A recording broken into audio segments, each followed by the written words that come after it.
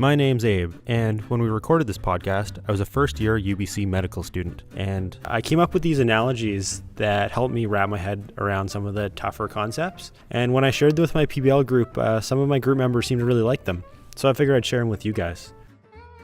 Right now, I think we're going to talk about wall stress, maybe touch on wall tension, and go into why it's important and what all the variables that go into that wall stress equation really mean and why they're important. So I like to start off with the heart, and I think of a cross-section of the heart. I only think about a very small part of it. So I just think about a infinitesimally small piece of heart tissue, and I think about the forces acting in that tissue. So really, I think of three forces. There's the force of pressure acting outwards on the heart, and then there's two other arrows also indicating forces, and those are representative of the forces that the neighboring wall tissue exerts on this piece that we're interested in. Now, instead of worrying about this little piece of the heart, part of this big circle, I just think of a tightrope walker between two buildings. It's kind of weird, I know, but if you stick with me, I think it might make sense. So as you can see, the diagram looks pretty similar. At the center, we've got our tightrope walker standing on the tightrope, and there's a force downwards caused by his weight, and that's analogous to the pressure inside the ventricle pushing out on the piece of tissue we're looking at. Now, similar to the way that the piece of tissue that we're looking at has forces exerted on it by the neighboring pieces of tissue, the rest of the wall, the wire that the tightrope walker is standing on is connected to the two buildings, and there's forces pulling along that wire that's basically holding the tightrope walker up.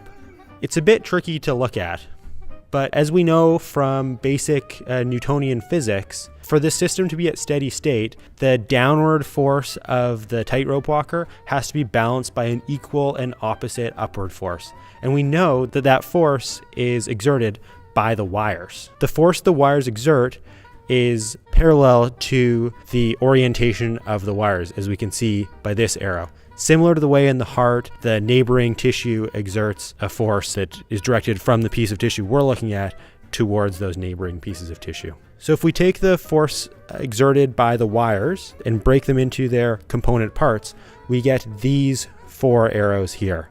Now the addition is a little bit screwy, but we can see that the force that the wire exerts must be larger than the force that the tightrope walker exerts, because we need the vertical component of that force to be equal and opposite to the vertical component of the tightrope walker's force.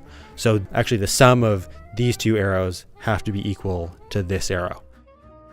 So if now we start looking at the wall stress equation, we can see that there's three variables: pressure, radius of the ventricle, and wall thickness.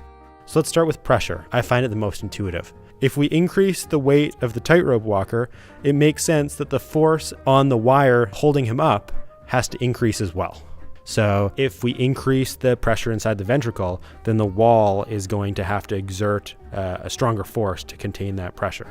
The next variable I like to look at is wall thickness. It makes sense that if we increase the size of the wire, so add more strands to the wire, then each individual strand doesn't have to carry as much force on it. So in the heart, that's like saying if we have a thicker ventricle wall, then each individual myofibril doesn't have to exert as much force. So the force on each myofibril will be decreased. Or we can think of it just as an area. So if we increase the thickness of the wall, then each centimeter of wall thickness doesn't have to exert as much force to keep everything else constant. Lastly, we can look at the radius. Now, this is the one that I found the most tricky to get at. The technique that I used was to imagine a really, really small radius and a really big radius, or just two circles of different sizes. So if we look at this diagram here, we can see that if we have a very small radius and the pressure is constant, then the force that those neighboring pieces of heart tissue exert are going to be closer together. The angle between them is going to be less. Whereas if we use a really big radius, then the angle between those two forces is going to be quite a bit larger. So the neighboring pieces of tissue will be pulling more away from each other. So if we bring that back to our example of the tightrope walker between the buildings, imagine that we spread out the buildings. If the buildings are far apart, the total force in the wire has to be quite a bit larger. Whereas if the buildings are close together, because of the angle, the force doesn't have to be as large. Therefore, with a larger radius, more force is used to support the tightrope walker, or in our heart example, in order to keep the pressure in the ventricle the same, or keep the other equations the same. That larger force comes back to a larger wall stress. And as we said at the beginning, the wall stress is directly related to the metabolic demands in the heart. So although it might not be intuitive, a larger ventricle, everything else being equal, requires more force to contract and more metabolic demand than a smaller one. This is actually pretty interesting if we think about a case like an aneurysm. So either a ventricular aneurysm or an aortic aneurysm. You might think that when the radius of the vessel increases, the stress on the walls of the vessel would go down.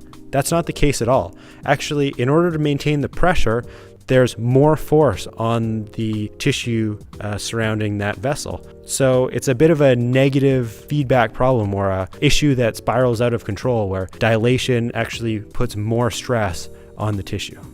Yeah, so if we're in a case like CHF, where the metabolic demands of the heart, or whatever's going on, the heart can't pump efficiently in order to keep the blood flowing, if we can change some of these parameters, then we can increase the amount of blood the heart's able to pump. And since we said that metabolic demand is intimately linked to the wall stress, it makes sense that increasing the pressure inside the ventricle, or, in our analogy, adding weight to the tightrope walker, can lead to wall stress and therefore more metabolic demand and ischemia. Or increasing the radius of the ventricle increases wall stress, metabolic demand, and leads to ischemia.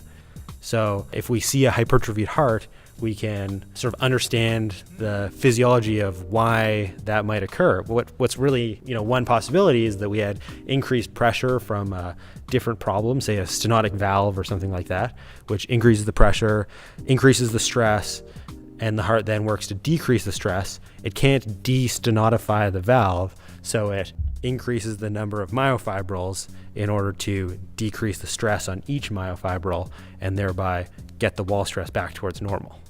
Okay, we can go with that. Having a good understanding of all of the factors that go into the wall stress equation and understanding how those factors impact the heart is necessary to have a good understanding of these cardiology concepts and the different pathologies that we're going to see, and even some of the different treatments and ways that we can address those pathologies. I'm Abe, and that's my take.